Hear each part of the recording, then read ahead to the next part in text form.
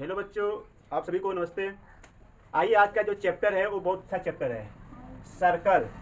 Circle है वृत्त। जो भी बच्चे हैं, चाहे सीबीएसई बोर्ड से हैं चाहे यूपी बोर्ड से हैं, दोनों देख लें। यह बहुत ही इंपॉर्टेंट है अपने आप में। वृत्त, जो वृत्त का चैप्टर है, कई चैप्टर में हम वीडियो बना चुके हैं। रेखा, यमकोण, त्रिभुज, चतुर्भुज, सबसे क्या है, वृत्त का भी चला गया है। लेकिन मैं फिर से एक बार वृत्त का चैप्टर लेके आ गया हूँ।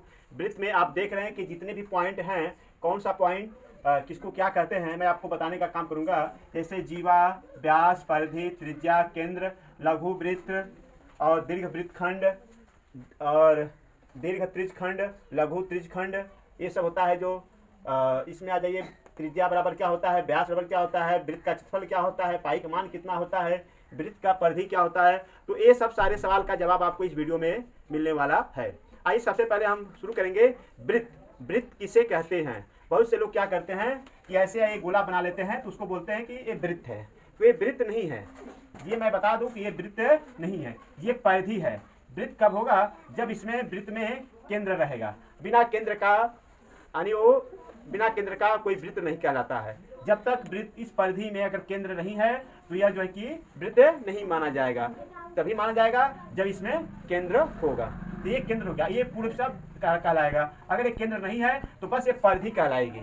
ये जो है चारों तरफ से जो घेरा गया लंबाई है, ये वृत्त का परिधि है पूरे चक्कर का। अब यहाँ पर अगर हम ये कर दिए तो ये हो गया, अब वृत्त हो गया।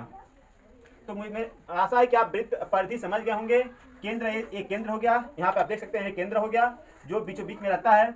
और ये हो गया आपका त्रिज्या। ये केंद्र से लेकर परिधि तक, केंद्र से लेकर परिधि तक की जो लंबाई होती है उसी को हम त्रिज्या बोलते हैं। और त्रिज्या का ठीक दूना व्यास होता है। त्रिज्या का ठीक दूना व्यास होता है। यह फार्मूला है, यहाँ पे देख लीजिए। यहाँ पे यम और यन, ये पूरा व्यास है। और व्यास क्या होता है? वह केंद्र से होकर जाता है, इस परिधि से लेकर व्यास से होकर, केंद्र से होकर इस परिधि तक जाता है। यानी इस परिधि से, केंद्र से होकर इस परिधि तक जाता है।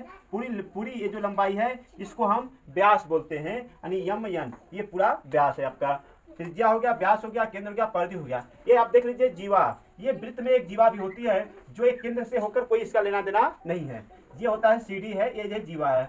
और ये है, देखिए, ये है दीर्घ त्रिज्यखंड और ये छोटा वाला लघु त्रिज्यखंड होता है। एक केंद्र से ऐसे अगर त्रिभुज बना हो इस तरह से तो इसको बोलते हैं, छोटे वाले को लघु और ये बड़े वाले इस भाग को बोलते हैं हम दीर्घ त्रिज्यखंड। इस तरह से रहता है भाग। तो अब यहीं पे आता है लघु वृत्तखंड। ये देख लीजिए, ये वृत्त बना है और इसमें जीवा है जो इसको दो भागों में बांटी है। तो ये थोड़ा सा कम है, ये थोड़ा ज्यादा है। तो अधिक वाले भाग को हम बोलते हैं दीर्घ वृत्तखंड और छोटे वाले भाग को बोलते हैं लघु वृत्तखंड। ये हमने पूरा एक ही में दर्शाने का काम किया है, जिसमें जीवा है, व्यास है, परिधि है, त्रिज्या है और केंद्र है। आपको बता दें कि एक चाप होता है। देखिए, ये पूरे सर्कल में, यानी वृत्त में ये चाप है ए बी।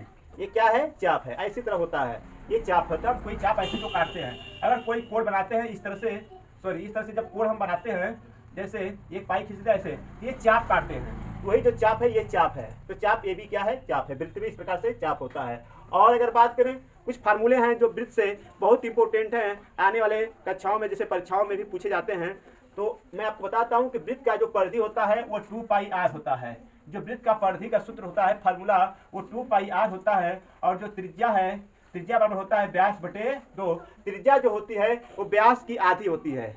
त्रिज्या जो होती है वो व्यास की आधी होती है। अब देख सकते हैं चित्र के माध्यम से, ये पूरी लंबाई व्यास है, ये छोटी लंबाई ये त्रिज्या है। तो ये त्रिज्या जो होती है व्यास की आधी होती है, यानी छोटी होती है। यहाँ पे यही दर्शाया गया है कि त्रिज्या व्यास की आधी होती है और जो व्यास होता है वो त्रिज्या का 2 गुना होता है, यानी 2 गुना। यहाँ पे देख लीजिए, ये व्यास है जो त्रिज्या से 2 गुना है, यानी बड़ा है। तो व्यास का आधा त्रिज्या होता है, ये दिमाग में बैठा लीजिए। ये वृत्त का क्षेत्रफल है।